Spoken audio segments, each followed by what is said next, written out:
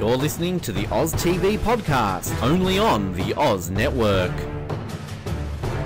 Thank you once again for tuning in to the Survivor Ghost Island recap here on the Survivor Oz Network. Today, I am joined by Survivor, as I call it, Survivor Triple H, because it's just such a long title. He's the only other Dominican besides myself to ever play Survivor.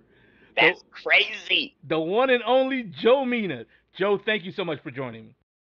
What's up, man? Thank you for having me. That's crazy, yo. There's only been 2 Dominicans, 36 seasons over, well, how many plays? 400 or 500 plays. 5. And there's only been 2 Dominicans.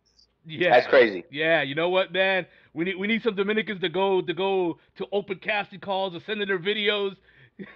I'm telling you, if they do open casting in Manhattan, Washington Heights, I'm telling you, they'll find somebody, right? Go to the Heights, they'll definitely find somebody. Yeah, I live there, so I'll be the first one there. I'll be holding the door open. Get in while you can. Oh, trust me, they'll be there. You tell them it's $1 million, sign me up. For sure. So how you liking the season so far of Ghost Island?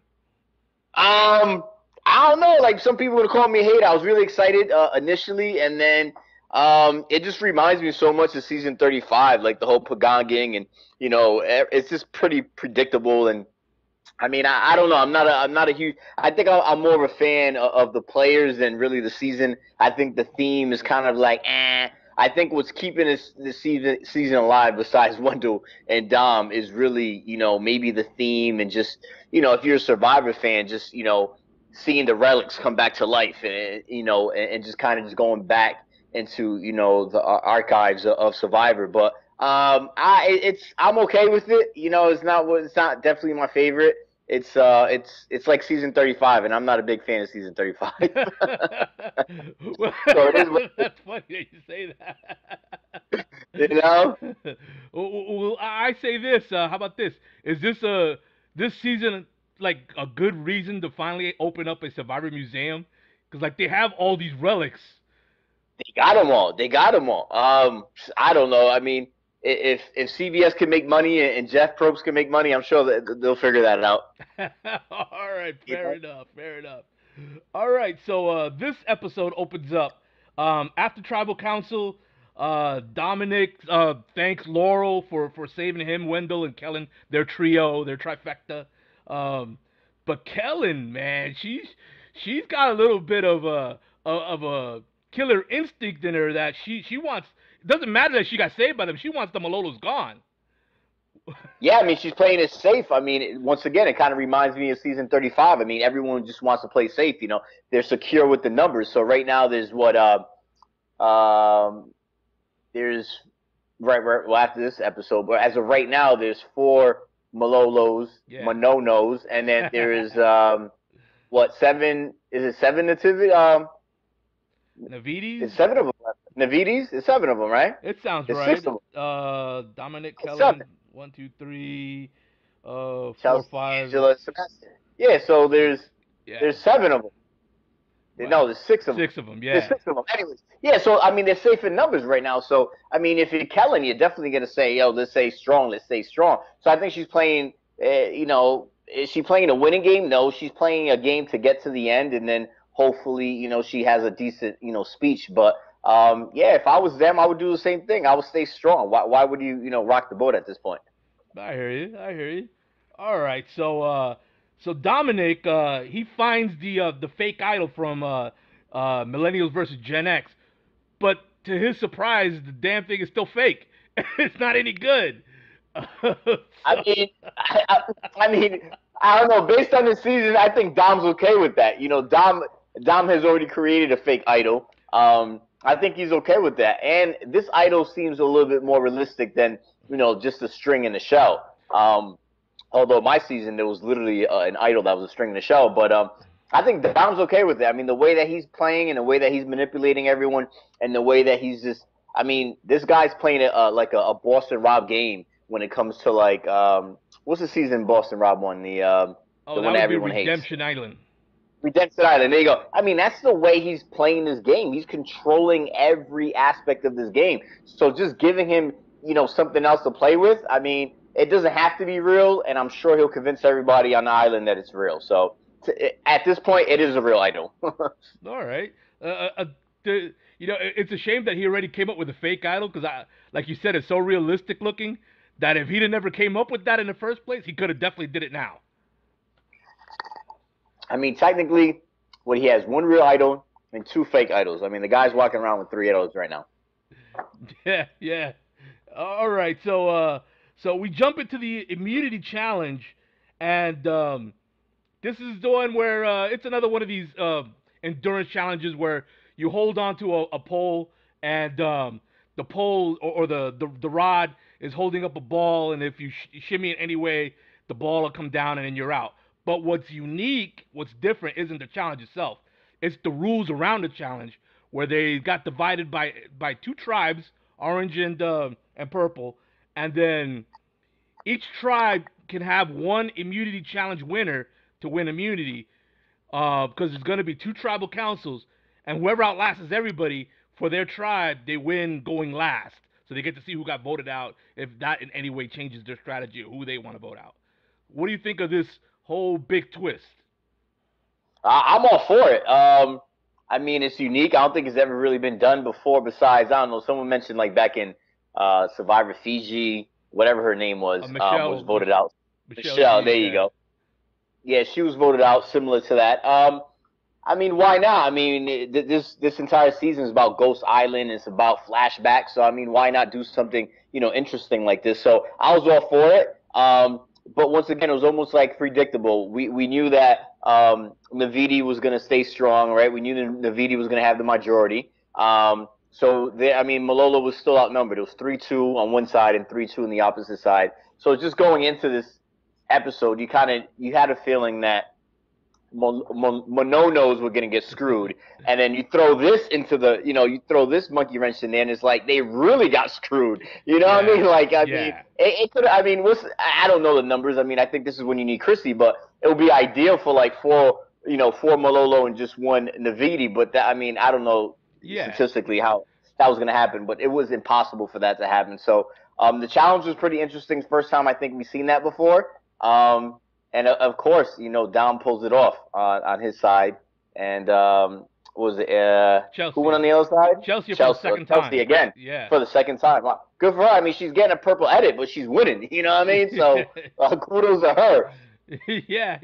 There was a shot to where one tribe could have been all Navidi, and the other tribe could have been, like you said, 4 Malolos and one Navidi, and that would have been like the chance to turn the game upside down. But that's basically having everything bounce your way.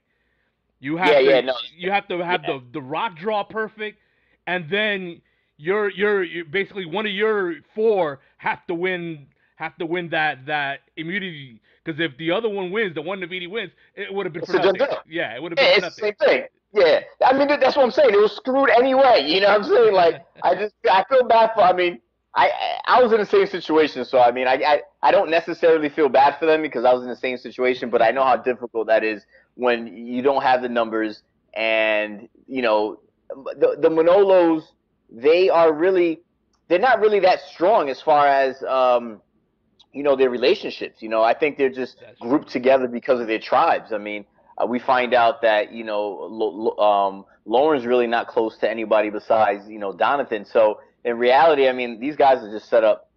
They're set up for failure at this point. Yeah. We'll talk about Jenna's backstabbing in a moment.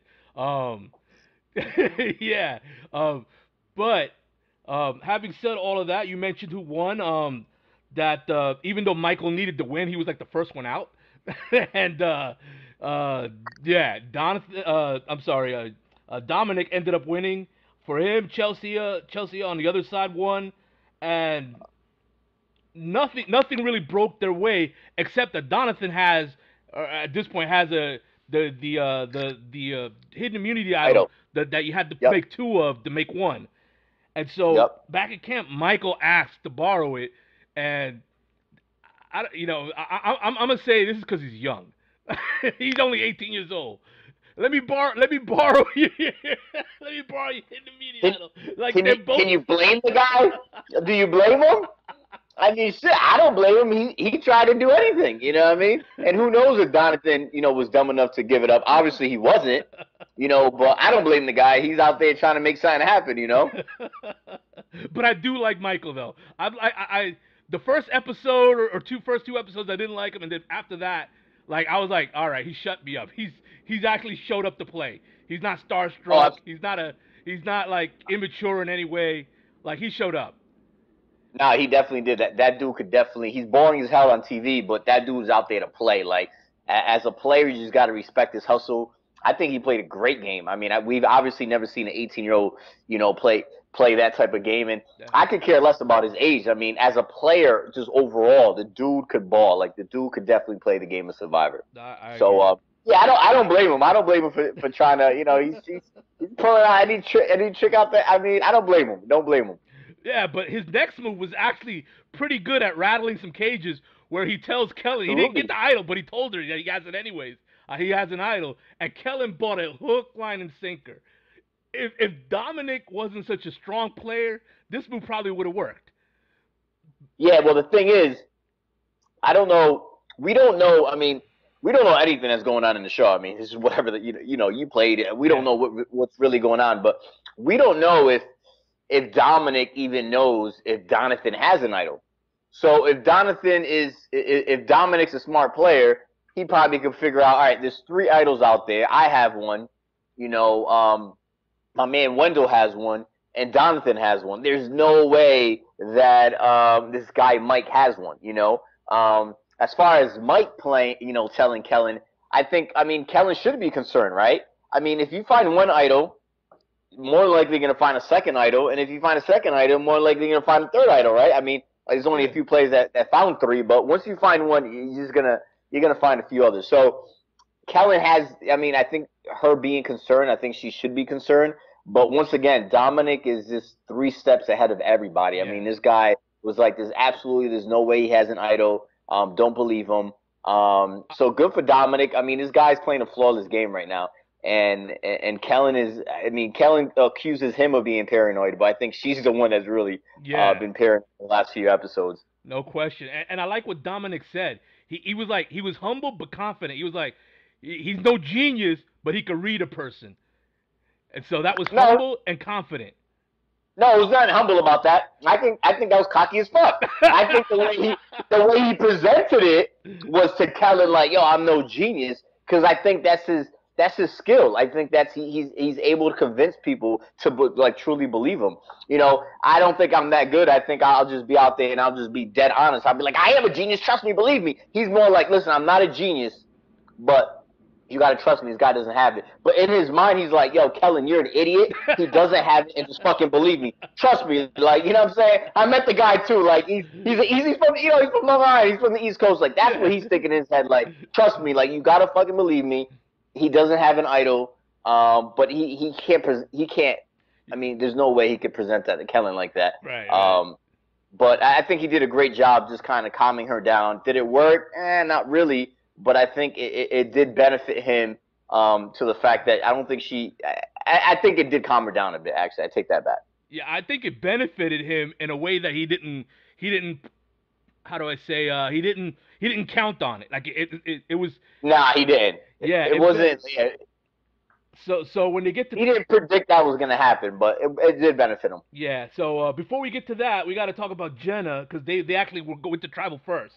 And Jenna's big plan. And I say this, sort of sarcastically here. The big plan was that she thought for sure they were going to vote out Donathan. So her big plan was to get Donathan to play the idol on her, and then Donathan goes home, and then she throws a vote on her to make sure he goes. Of course, that completely blew up in her face. Well, yeah, really blew up in her face. I don't know if it was aired in the show or not. Maybe I just get everything mixed up with exit interviews and stuff. But I think she told everybody, like, hey, Donathan has an idol. Yeah. If I'm not mistaken. So that's a big no-no. Like, if it's between me and somebody else, I'm not going to tell the rest of the tribe, hey, guys, it's between me and Donathan. He has an idol. Because obviously they're just going to target me, right? I mean, that's just how I feel. So I think that kind of backfired. In addition to that, I don't. I mean, exit interviews, everyone changes things up, but she didn't have a close relationship with Donathan. No. So for her to even think that Donathan's willing to play the idol on her, which is kind of odd. It just felt odd. But I think she did the best that she could. I mean, you're in a tough situation. There's not much she could do.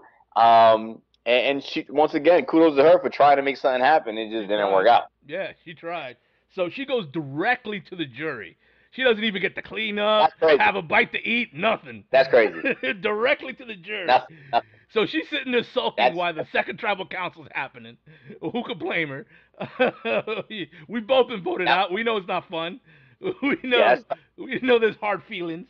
So the second tribal council happens, and Laurel. This is what I meant by this really benefited Dominic in a way he didn't expect it. Laurel ended up using her second vote that she had won in a not Laurel, I'm sorry, Kellen. Kellen, Yeah, yeah. my bad. Kellen used her second vote that she had won, the one that had Michaela written on it, and she basically burnt it on nothing. So Well, for Dominic, he got something that was dangerous out of the game, and especially out of the hands of someone who just showed doesn't always go along with his plans. Well, that's the thing. So this is why, I'm just not really I don't blame Kellen. Like as a player, I completely understand why if you have the majority, you kind of go with the majority. I get it. That's playing safe, but that's not a winning game. And what Kellen did there, she actually had an opportunity to take out the biggest threat in the game. All right. Dominic feels secure. He feels safe. You have an extra vote.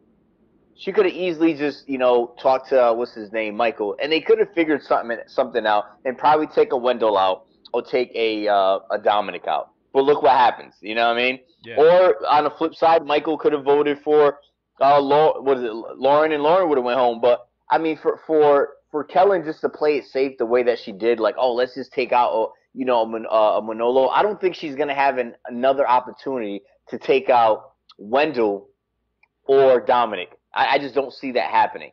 Yeah. She had a perfect opportunity. It was 5 players. I mean, potentially 6 votes out there. She could have made something happen, but she decided to play it safe. And to me, I'm really concerned because I don't see her, amping up her game or doing something like crazy in the next 9 days. I mean, it's day 29, so the next day is day 30. You have 9 days to figure it out. Really 8 days to figure it out because day 39 is when you preach it to the jury. So she has 8 days to figure it out, and I just don't see it happening. So I think she's playing a safe, solid game to get to the end, but it's not a winning game. So I was kind of disappointed. I thought they were going to make a move, and then Mike goes home, a good player. But, I mean, let's be honest. He was supposed to go home last episode. You know what I mean? Like, the guy's just he figures a way to stay around, Yeah, I could see him being brought back just because he's likable, he played well, and he's so young that if they wait 10 years to bring him back, he's still going to be young. Yeah. No, I mean, Jeff said it. Jeff said he'll love to have him, and Mike could play. I mean, the kid could play, and I'm sure we'll see him. I mean, sooner than later. You know what I mean? He's definitely gonna come back. Yeah. So all right, so we're going to rate this episode: buy, rent, or bin. Buy if you love it. Rent if you're okay with just seeing it that one time. Bin it if you want to trash this episode. I'm going to bin it, man. This shit was trash. It was predictable. I'm not a hater. It was predictable. I mean, coming into it, first of all, I don't watch Survivor Live. Like, I watch it, like, the next day or whatever it is. Like, I watched it today, right? So, I was hitting the gym last night, and, they said Jenna and Mike was going home. I mean, that was predictable. We knew that Lauren was going to go home because she's in cahoots with Dom and Wendell. We knew Donathan was going home because he had the idol and he's in cahoots as well. So who's left over? You got Jenna, which is really – who is Jenna? I mean, no shots fired at her, but she really didn't do anything. We don't know anything about her. You know what I mean? There was like so many players this season. We don't know anything about them because they don't fit the story. And on top of that, they didn't do anything. You know what I mean? And then Michael goes home because he has to go home. He's a strong player, Yeah. right? He's the strongest player out of the Manolos, so you got to get rid of him. Yeah. And technically, he was supposed to go home last week, but Desiree couldn't keep her mouth shut. You know what I'm saying? So Yeah. it's people just playing a safe game. Even Laura, I feel, is playing a safe game. She had an opportunity to take out someone from the what is it? Was it Navidi. Navidi, with Desiree jumping on board, but she decided not to. Once again, she wants to play safe and play with Dom and Wendell. So, yeah, this episode was trash. It was a double elimination. But it was trash, man. I wasn't a fan of it, man. I'm looking forward to the next few episodes, obviously, because it's day 30 and now it's crunch time. Similar to season 35, I was eliminated on day 30, and that's when the game picked up during the family visit. And I think this is when Ghost Island's really going to become a better season than what it has been, unfortunately. All right. For me, I'll just say Rent. That I'm all right with watching it, but I'm not gonna go back and be like, oh, this is one of the classic episodes I gotta go back and see. Like this episode basically moved the story along just enough to where I'm interested in seeing the next episode. Yeah, I think that's the best way. Yeah, I mean that's a good way. We didn't know what I mean.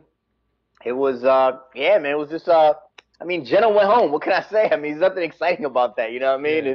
It makes a good play, and yeah, he was supposed to go home last week, but yeah, I'm just looking forward to, like you said. I think the story's moving along, and I think the next few episodes are going to be. I mean, there's still two idols out there.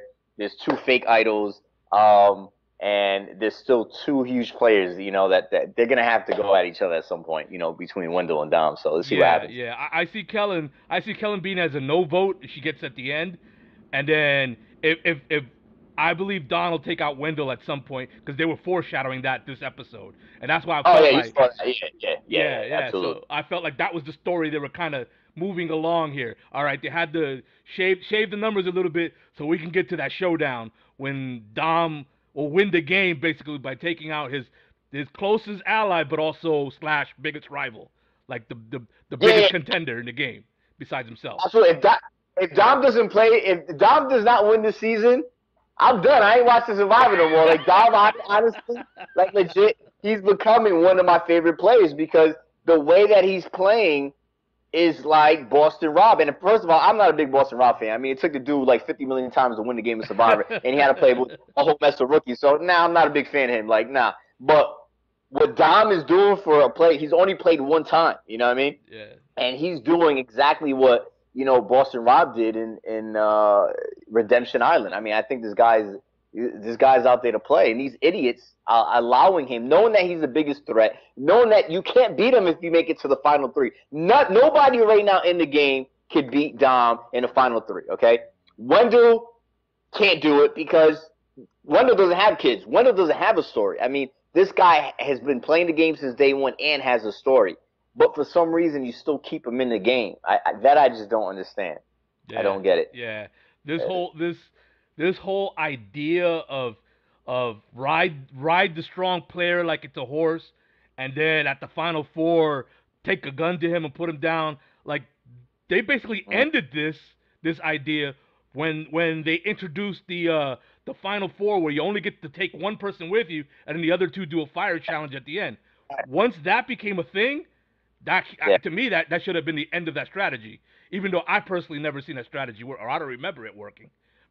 Nah, it doesn't work. But what it does is it keeps you in the game. I mean, Survivor. What I learned in Survivor, especially this season, pre-game, they went around and they asked each contestant, "Are you here for the money, or are you here just to win?" And most of them said, "I'm just here to win the game of Survivor." And I think Dominic was the one person that was like, "Yeah, I'm here for the money." So that's it. I'm not saying just because you're there for the money, you have a little bit more of a hump, but I think you do because you're not there just to stay an extra day. You're there to actually win. You know what I mean? You're there for the money, for the prize. And I think a lot of players are just playing just to stay an additional day or two.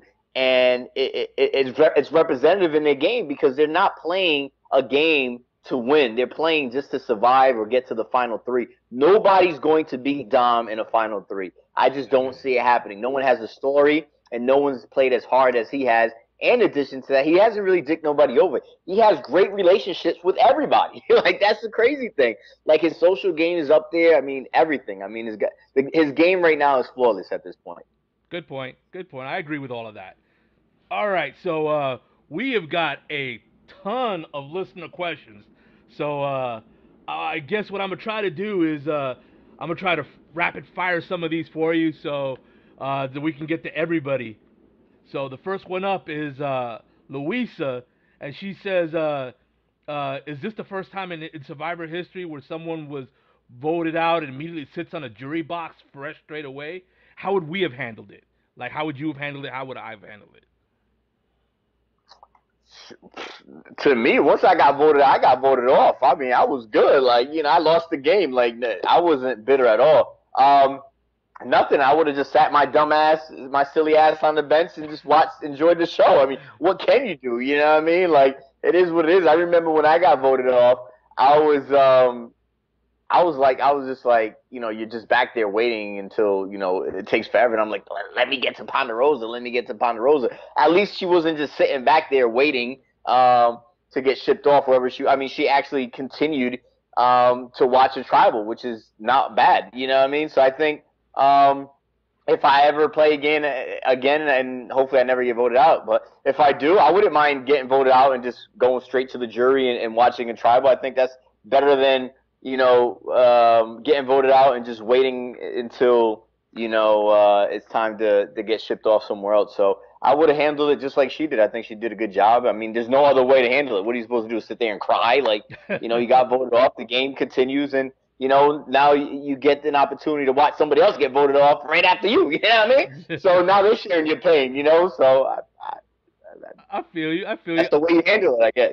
Yeah. For me, I think I would have did a little bit of apologizing because everybody's dressed nice, and I'm over here smelling and dirty. I think I would have been like, "Sorry, guys. I'm sorry. I know this sucks for you. I'm sorry." Yeah. I mean, shoot. I mean, yeah. Jenna was good though. Jenna was feel bad for them, but from her point of view, I mean, she was able to smell them. It was the first time that she's probably smelling something good besides smelling ass cheeks all day. So I mean, for her, it was a win-win situation the way I look at it. All right. So Mitch wants to know who was the biggest diva at camp for you in your season, and if it's somebody different, who was the most annoying? The biggest diva was myself, I think, back at camp. You know what I mean? Like, let me tell you something, man. Like, I'm not a complainer. I won't complain like the heat and all that. I'll complain about food, you're Dominican, so we know what vegetation, how to eat the vegetation. I mean, some of the stuff that we ate out there, I mean, it was the first time that most of these people ever even had that. Like, and I guarantee they haven't had any of that stuff since the end of the game. I continue to eat that stuff. So, I think I was a diva because I wanted my food to be cooked, completely cooked. As far as annoying, I think the most annoying person was really Chrissy. I think Chrissy was annoying as hell, and I think she just didn't get that edit. I think she annoyed the crap out of everybody. But I think that was about it. I mean, some people think Cole was annoying. I really enjoyed Cole. Cole was a pleasure to have around camp. Just high energy. So I think me and Chrissy were definitely the most annoying people as far as in the merge. I don't know. I heard Patrick was pretty bad, but I think it was definitely me and Chrissy once it got to the merge. All right. Yeah, I was disappointed. I'm buddies with Cowboy from my season. He was on the Asian tribe, and he was disappointed there was no rice for the Asian tribe, and I was disappointed there was no plantain for the Spanish tribe. I was like, what is this? I was like, yo, where's the plátanos? I was going to wake up, make some manguda for everybody, but there was no plantains, there was nothing. It was tough. All we had was juca, and that was it. All right. So Miranda wants to know, what is the challenge that you most wish you would have competed on during any season of Survivor? Any season? I don't know. I really enjoy the what you would call it, like the that ring crap in the ocean. Like anything that's like tackling, anything physical. I'm into like that type of stuff. So anything that's physical, where you can really fuck somebody up, I'm down with that. Like the wrestling on the platform, maybe. Yeah, like like the sumo stuff. Yeah, Yeah, that's yeah. ideal. I would love. Yeah, that's the type of stuff I like. Or even I forget what season it was. Um, that it was like you had to knock down somebody, like they would hold a statue and you had to knock it down. Um, I think that was season 28, maybe. Something like that. Anything that's physical, I think I would enjoy. Eating, I'm not big on stuff like that. Uh, Swimming, I hate swimming. So yeah, anything physical, really. what do you think is the worst challenge of all time? Worst challenge. Damn, I can't call it. I There's been so many, man. I could answer that question. The one where you just stick your hand in a bag and pull a rock, and that's the challenge. uh, no, I would. Yeah, that's not a bad challenge, man. You're not burning no energy or anything like that. Yeah, that's That's a yeah, crap challenge. that's a challenge. All right. So Leah wants to know from last season. Uh, she's a big fan of Lauren Reimer, and so she wants to know. I'm a big fan too. Okay. She wants to know what she was like around camp. Like what was she like? You know. Lauren, I have nothing but great things to say about Lauren. Lauren and I, we share a lot of different, moments. I mean, her and I are very similar as far as our personalities and a sense of humor. She got me and I got her. Those times that, I mean, we'll just hang out and chill. She's really cool, down to earth, extremely humble, great mother. I mean, overall, I mean, I love Lauren. Lauren and I, we still communicate. I think she's just a great person overall.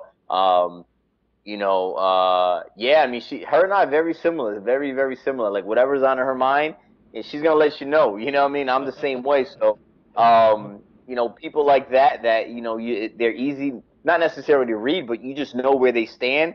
I mean, that's the type of people I get along with. People that don't take everything serious. Like I don't take nothing serious. So her and I are very similar in that way. Lauren is just great. I have nothing bad to say about her at all. Oh, sweet, sweet. Yeah, she's definitely a fan favorite.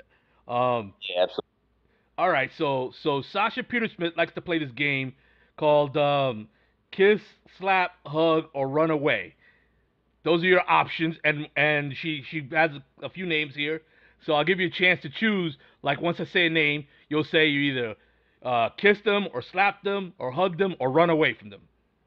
Those are All your right. options. All right. First off is Devin. I'll give Devin a hug. All right. He's a cool dude. Uh, All right. Chrissy. Man, I will slap, punch, kick, and you know what I mean? All right. I'll give it all, but I wouldn't even run away. I'll stand there too. I would stand there. All right. This one should be an easy one. Lauren. Yeah, I'll give Lauren a big hug and a kiss. Aw. All right. We're gonna give you three from this season. Laurel. All right. Laurel, I like Laurel. I'll give her a hug. All right. Donathan. Um, Man, I'll just slap the shit out of him. You know what I mean? Just for that of a game. You know what I mean? I'll just slap the shit. So no one slapped him. No one's done anything to him. No one's called him out. Somebody got to do it. I will slap him and call him out. All right. Last one, Kellen. Oh man, Kellen. I saw her rocking a coconut shirt, so I would give Kellen. I don't know. Sometimes she annoys me, so I might slap her and then just hug her. All right, fair enough. All right. So Ruth Marie, she says, if you were to pick from, this is a game she plays, from one of these advantages. She's giving you four advantages. Like you remember that a Cochrane deal where Debbie got to go on a ship and then she had she got to pick from what advantage she wanted to take with her. She wants to play that game with you, but she has four that she made up here. She has the voodoo idol, which is it's an idol that has no worth, but can become a full idol if someone else plays an idol at that tribal council. That means Once somebody plays an idol, then your idol's good too. Damn, that's creative. Okay. Yeah, yeah. Vote tripler makes your vote from 1 to 3. Um, the immunity canceller. Um, this is your chance to take somebody out of the next immunity challenge. Um, and Okay. and the last one is the mutiny idol, and that's anybody that gets eliminated. You play the idol. They're not eliminated, but they go to the other tribe. Which Nah, the triple vote all day. The triple vote, that's better than anything possible out there. You know what I mean? Like shit, especially if you're down to like at some point it's gonna be cut off. Like if it's only like 4 people left or 5 people left, like that's ideal. Like the triple vote, I'll take that all day. yeah, there's only been one person all season, Brian Corridon from Guatemala, who did not pick the vote tripler. Picked Oh wow. picked the mutiny idol, feeling like they would save. They have a chance to save and then leverage that person later. Yeah, I, that I, yeah, that person could get voted out later. or Or worse, before they even you know what I mean? or Or worse. you could get voted out. Yeah, exactly. They all get piss Yeah. everybody off because you just saved who they wanted to vote out. Yeah, nah, that's not nah. That's triple vote. That's all day. Yeah, I feel you. I feel you. All right, so Gene says, uh, what were some of your voting confessionals that didn't make the season that you wish did make on the season? Voting confessionals. Honestly, I'm not a shit talker, believe it or not. Um, I'm more like in your face shit talker. You know what I mean? So my confessionals were probably really boring because I don't remember ever talking junk about anybody. I did most of my smack talking, to the person's face. So I don't think I remember saying anything besides voting confessional actually for Ben's vote when I voted for him to win $1 million. They didn't actually show my vote, but I went around camp from maybe day 22 up until the day I got voted out, day 30, and I told everybody, listen, if Ben makes it to the final 3, I am going to vote for him, and I'm going to be his Spencer. All right, Tony had Spencer, and I'm going to be Ben's Spencer. So he is going to win if he makes it to the final 3. I will convince everybody in the jury to vote for him, and I am going to vote for him. So they were just like, "Oh, that's just Joe talking shit. Joe's this way now. That he's not going to do that." And that's what I did at my last voting when I wrote Ben's name down. I actually wrote Big Ben, and I wrote 3 chains since he got 3 idols, and I called him 3 chains on an island. I'm like 3 chains. So I actually wrote Big Ben. No, I put King Ben, 3 chains, and I told and in my confession I said I told everyone that I was going to vote for Ben. I told everybody Ben's going to win, and I'm a man of my word. And congratulations, Ben. That never aired, nor did they show my vote where I wrote down 3 chains and everything. So that was like the one thing that didn't really air at all. And the reason why it didn't air, I think, is pretty obvious. That if they showed me going around parading that I was going to vote for Ben, that more than likely Ben was going to win, or that I was obviously going to vote for Ben. So that's something that didn't air at all. All right, fair enough, fair enough. I kind of did something similar with Ozzy, where I try to tell everybody that he's gonna win this season, Cook Islands. Yeah. And then when I did my vote, I was like, yeah, this is a respect vote, like because I know it's going. This is a respect vote. Yeah. He's gonna win. I'm gonna be the vote for him to win. And so, he fell 1 vote short, and I think it was my vote that I held up to vote him out. Because if I was on the jury, I would have voted him to win.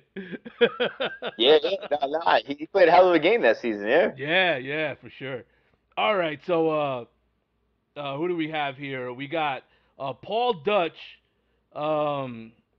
basically another fan of Lauren, and just wants to know, have you seen her again since the finale?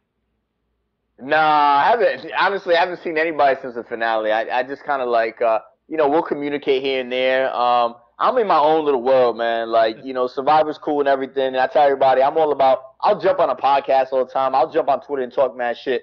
But, I think the only thing I've done outside of like, actually going to the season finale was like, I went out to New York to see Chris Noble. Like, you got to see Chris, right? And Dominic, right? You got to meet him. So I went out there and hung out with them, but I haven't hung out with nobody else. I communicate with Mike here and there, with the rest of mostly the healers and like Ryan. I'll text Ben here and there. Same thing with Lauren, but I haven't hung out with nobody. Not because I don't want to. It was just time and stuff like that. Family. Most of them don't have kids, so they're able to travel the world and do this and that. Like, I'll shoot out. You know what I mean? I get a couple weeks of vacation a year, and I'll shoot out with the family or do something. But hopefully, I see them soon. I definitely would like to spend time with the healers. I mean, they're a great group of people, and I would definitely love to party with them soon. All right, cool. Marlene Bottoms wants to know, was there something in the Ponderosas that they didn't show in the Ponderosa videos that you wish they did? Like like my Ponderosa or everybody else's? Yours. Oh, mine. Yeah, man. Me and my sister, we're like really extremely close. Like, that's my best friend. I was raised by, my mom and basically my two sisters. So, I was the man of the house, I guess you could say. So her and I are very close. She's very close to my children. I'm close to her children. So her and I, I'm basically the male version of her. So she's the oldest. So I'm the male version of her. So her and I are like two peas in a pod. So they didn't really show like our relationship and our dynamics. Like she's like me, but like times 10. You know what I mean? Like that's just who we are. So they really show like how loud and crazy we are. You're Dominican, like we Dominicans, we cray. So so they didn't really show that, but I mean I guess what they want to do is show like a softer side of me, and I mean my sister's able to bring that out of me. Not many people could bring that out of me. I don't think I ever broke down in the game of Survivor at all in the game. It was like maybe seeing my sister and talking about my children. So I think they wanted to focus more on that and not focus on my cray-crayness. I think the season I showed I was crazy, but I didn't show anything else. So I think that's what they wanted to show in Ponderosa. But yeah, the Ponderosa was great. I got to see my sister, and I'm glad that Jenna and Mike were able to see their family on Ponderosa as well. So I think that Zeke set precedent on 34. It continued with me, and hopefully it continues on to season 37 and 38. So that was a cool experience. Yeah. All right. So Anna wants to know, have you seen New Zealand or Australian Survivor at all? And if they were ever to do like an international Survivor, where different countries play, like almost like an Olympic version of Survivor, would you play? King of the Jungle. That's what I want to play with, baby. Like New Zealand. I just got into that now. I watched the first episode. I mean, it's cool. The Australian episode last season was honestly like that is my top 5 Survivor like seasons favorites. I mean, that cast was amazing.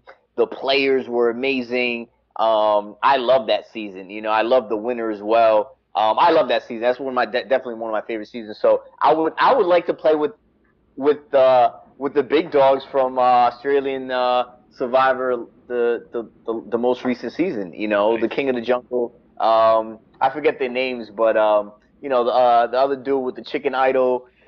He was a who. Everybody, the yoga guy, the so-called yoga guy. I mean, I enjoyed that season. That was definitely one of my favorite seasons. New Zealand, it's still fresh. I don't know who I like and who I don't like yet. So, Fair but enough. the theme and the twist, like and just a different setting. I enjoy the setting right now. All right, cool, yeah. Jillian Smart wants to know if you'd have made it to the final 3, who would have been your final 3? No, honestly, with them fools, I would have rocked out with anybody. Honestly, I think I would have. If I had gotten to the 3, they would have to vote for me. Just the fact that I'm a healer. You know what I mean? Like, and somehow, in some way, I survived that purge.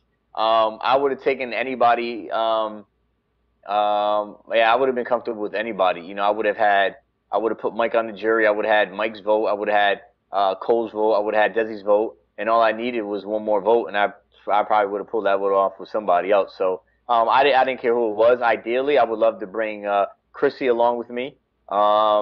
Maybe a Chrissy. I probably would try to avoid Lauren. Lauren was very well liked out there. Yeah. Maybe Ashley. I don't know. I'll ride out with Ashley and Chrissy all day. All right. Melinda, she wants to know, did you apply to Survivor more than once, or or did you get on your first try? Nah, man, that was a one-shot deal right there. Oh, My chief told me, he was like, yeah, my chief was like, Joe, you should watch Survivor, you should apply. And I'm like, yo, that show's fake. That's not a real show. Yeah, and I got hooked on it. I literally got hooked on it. I wanted to apply, me and my buddy wanted to apply to Amazing Race. They weren't accepting applications. And I was like, you know something? I don't want to share my $1 million with anybody. Let me do this whole Survivor thing. And nice. I applied. It was the worst video, and they called me. They said send me another one, and I did. And next thing you know, I'm out in LA, and next thing you know, I'm on the show. So yeah, I got lucky. Yes, I went to an open casting call, and I got it on my that was my only time applying. So yeah, Oh, really? you and me both. Yeah. That's what I'm telling you. They need to do an open call out in Washington. Washington Heights. I'm telling you, it'll be another Dominican. Like, look at that one-shot deal. That's what it was, baby. You know what I mean? So, yeah, my one-shot deal. I got lucky, man. All right. So this one was actually on Facebook here. Chris Dixon says that he said, I love Joe. I want to ask if he would play again. What players would he like to play again with the most? I go back and forth with if I ever play again. I mean, I think ideally every survivor would say, yeah, I want to play again in an ideal world, but there's so many different moving variables. How my family situation is, what's going on in my career, and if I truly feel like I could play the game and win, I don't know. So, I mean, if I play again, I don't care who I'm playing with, to be honest with you. Like some people, I think that if I ever play again, the thing I would be concerned about more than anything is, and no one wants to talk about it, and CBS is not gonna, talk about the Survivor, but it's really these pre-game alliances. Those are dangerous. You know what I'm saying? And especially this world of Survivor. And I say it I think every podcast I say it all the time. Like, do not slide in my DM. Do not slide in none of my shit trying to like befriend me, thinking that I'm going to play again and maybe we could start creating a pregame alliance, because I'm not down for fake relationships. Like, that's just how I am. Like, nah, if I don't fuck with you, I'm not fucking with you. So I think that's what is almost like concerning, as if you ever play the game of Survivor again, there's going to be pregame alliances. You could talk to Cochran. You could talk to, it benefits some people. And then, people like Jeremy he wasn't big on pregame alliances, and he was able still to win. So yeah. I don't know, man. Like, if who would I like to play? I would like to play with people that are not so engulfed in this Survivor community and don't have all these relationships and don't hang out with each other every fucking weekend and do all this stuff together. Like, I want to play with people that just have their life outside of Survivor and decide to play the game of Survivor. So whoever those individuals are those individuals I would like to play with. People that don't have pregame alliances. So if that answers the question. Non-LA survivors. There you go. Yeah, I mean, there we go. There you go. People that live this stuff, I don't know. There's no way I would win. Like, you know what I mean? Like, I am too honest. You know what I mean? I am brutally honest. And I rub people the wrong way sometimes. So if you don't have a pregame alliance, if I don't have a pregame alliance with you, you're probably going to vote me off. You know what I mean? So I don't know. That's just how I look at it. Yeah. All right. So our last questions come from Granny Survivor. She's somebody that writes in every week, and she says, have you ever? Well, yeah, you already answered if you ever watched New Zealand Survivor. So I'll go to her next question here. If you were on this season, who do you feel you would have made an alliance with? And that's hard to say because you're not out there. You're only seeing an edit. So that's a hard question to ask. Yeah, that's a huge. It's the edit. Like, we don't know what's going on. Going on out there at all. Just based on the edit, I mean, even my season, like I developed some weird relationships that you just wouldn't think I would develop. I mean, including like a Dr. Mike. Who would think that him and I would get along?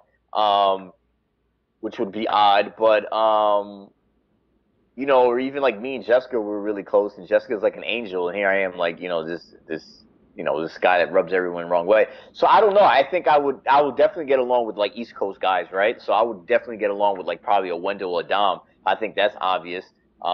similar to like I got along with Ryan my seasons, guys from New Jersey, like we understand each other. Right. So I think probably them. I'll probably make a relationship with Laurel. Laurel, went to Yale. I'm from Connecticut, so we could probably have. So it depends. Who knows? They probably would have hated me. So I don't know. But just based on the edit, I don't know. I don't know. Yeah. But I think the East Coast people, we would all get along, right? It's those the Florida guys. I probably wouldn't get along with them. Florida people are weird to me, and I don't know, but probably East Coast guys. Yeah, I feel you. I think that's basically all you can really judge by Yeah, based on because we both know like how heavily edited Survivor can yeah. really be. Uh, So that Chelsea could be my best friend. Like me and Chelsea could be chilling on a regular basis. Like we don't know. we Like don't know. I don't know. Yeah. Yeah, you just don't know. Yeah. All right. So she also wants to know what was the most strangest fan interaction you've had uh, since your time on Survivor. Strangest.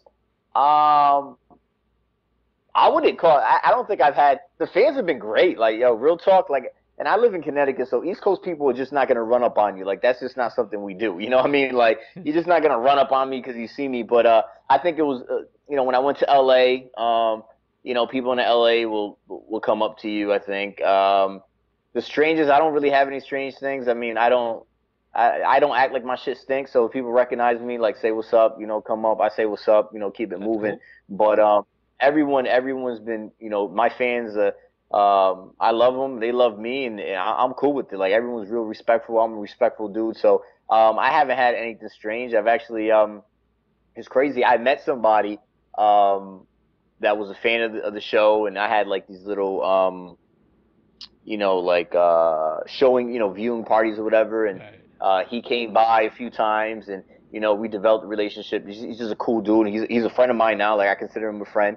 And he went out to L.A. Like I gave him an extra ticket to go to the season finale, and he was just initially a fan. So that's just the kind of show. Like as long as you're cool, you're cool. Like you know what I mean? Like I'm not. Yeah. I don't. I think the fans are cool. They've been great. I haven't had any. I haven't been weirded out by any fans at all. You know what I mean?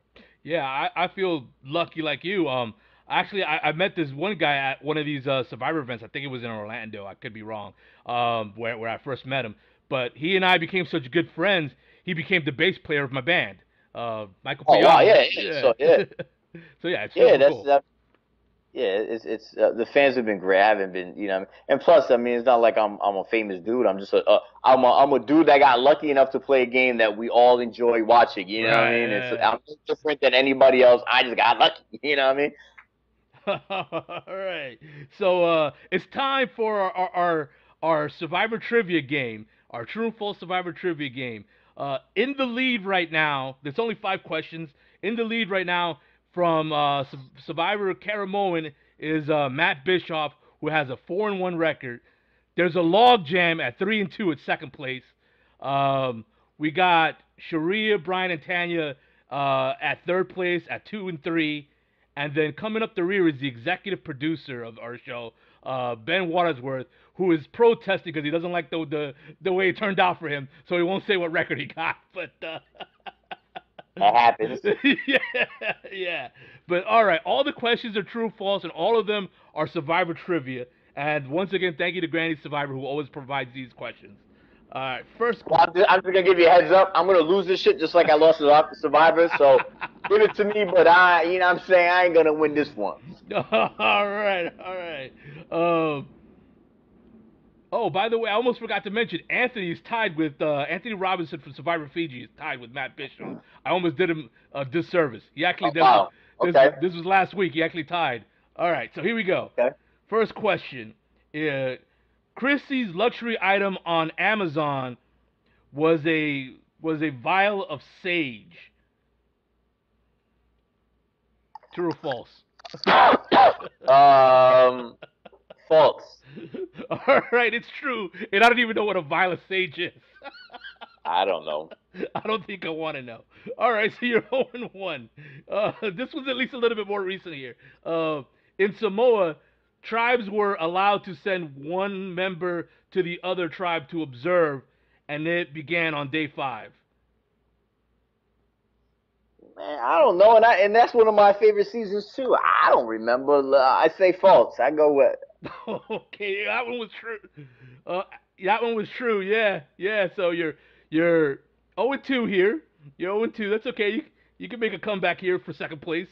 Number 3 in Caramoan, Hope referred to the voting of Ali as Revenge of the Nerds. Yeah, let's say that's true. Oh man, you are not on a good roll. That's what I'm talking about, baby. 0-3. I gotta set a record. Sometimes you gotta be different. So 0-5. No one's going 0-5, right? No one's done it yet. Yeah. So, all right, there we go. Let me be the first. All right. So it was false. It was Eddie. Number 4. We're going way back now. In Africa, on day 6, during the second immunity challenge, teams had to digest ostrich brains. On what day? On day 6. I'm trying to go 0 for 5 right now, so let me see. I don't remember that. Did they? Damn, Africa. I don't even remember even why. I watched Africa, but that season was so boring to me. Let's say true. All right, you're on a roll here. 0-4. It was I'm talking about, baby. It was cow's blood. It was cow's blood. Yeah, that crap, man. All right, last question. Last question. Sue Hawk was the first contestant to ever cast a vote at Tribal Council. So this is like the first vote ever. Shoot, I don't even remember the first season at all. I don't even know who Sue is. She gave the famous speech that if you were dying on the side of the road, she would give you 1 ounce of water. Yeah. That's I'm horrible with names. You can tell me people from my season, I'd be like, who? Maybe that could be true. So I'm gonna say false. You're 0-5 because it was true. That's how I think it's true right there, baby. I had to go the opposite, man. I had to go with the opposite. Right. That's good. So now I think Ben. That's a record, baby. I'm in the books. Yeah. No one's gonna break that one. You can only tie it. I got something. I'm a winner of something. I'm the biggest loser or whatever. I'm the winner of the losers. I'll take that. All right. Well, Joe, thank you so much for joining us on the podcast. Yeah. I really appreciate you coming on. This is actually our first time actually talking, so it was enjoyable. We definitely got to hang out, man. Nah, we definitely do. We definitely do. What they need to do is they need to bring you back. They need to bring me back. And we could set up a Dominican alliance. And, yeah. I don't even think combined in all our days we've made it. I made it 30. You made 6 to 9 days. You made 6, right? Yeah. 6, so even if we combine our days, we still didn't fucking make it to 39. But hopefully, one of us can make it to 39. Yeah, for sure. And even if we don't, we'll make a hell of a lot of noise on the way there. Yeah, that's for sure. I'm going to use you as a shield. The shit that you pulled off the cookie, I'm going to use you as a shield. Now listen to Billy. Just listen to Billy. Yeah. So, well, with the way I dress on Survivor, I can't fly under the radar. So.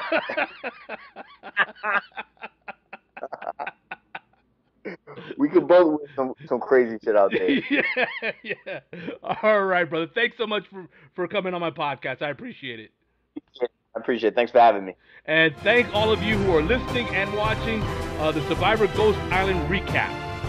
Thank you for listening to the Oz Network. Don't forget to subscribe to get new episodes delivered to your speakers every week. For more information, hit us up at theoznetwork.net.